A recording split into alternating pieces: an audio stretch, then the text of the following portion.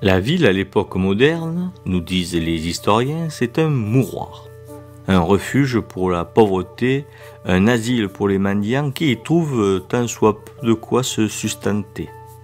Les hôpitaux qu'on ouvre pour eux avec le XVIIe siècle et qui ont pour vocation de les enfermer finissent toujours par les vomir dans la ville. Il y en a trop, surtout en cette fin de XVIIIe siècle qui voit les ressources produites par le pays courir après la démographie. Trop d'hommes, trop de pauvres. On croirait entendre là une épitaphe sur la tombe de Malthus. Mais les choses sont plus complexes et si la Révolution a été l'œuvre des voluptueux, comme le dit un de nos grands écrivains, elle était aussi l'œuvre de ceux qui ont été les exclus. Mais il y eut plusieurs sortes d'exclusions. Les exclus du pouvoir, les exclus de la croissance économique, les exclus de la liberté de religion, les exclus de la décence humaine, enfin qui auraient voulu que l'on puisse nourrir, vêtir et chauffer correctement tous les êtres humains. Mais à l'impossible nul n'est tenu, bien sûr. Alors, dans les villes, par bandes, les mendiants s'installent, créent une mafia de l'aumône, se battent comme des chiens avinés.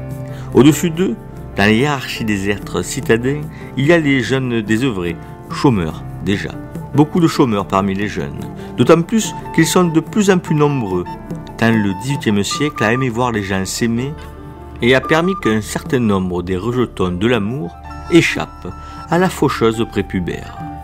Au-dessus d'eux encore, il y a les petits artisans qui dépendent des commandes, dont le sort peut basculer d'une année à l'autre.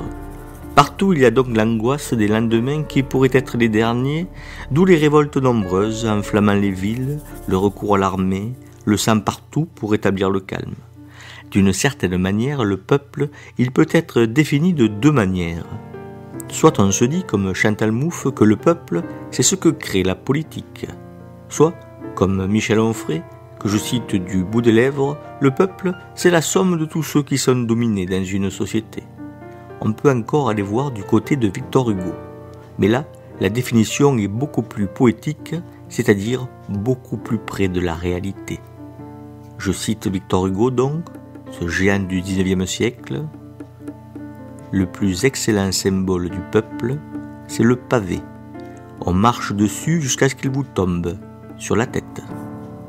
Difficile d'ajouter quelque chose après ça.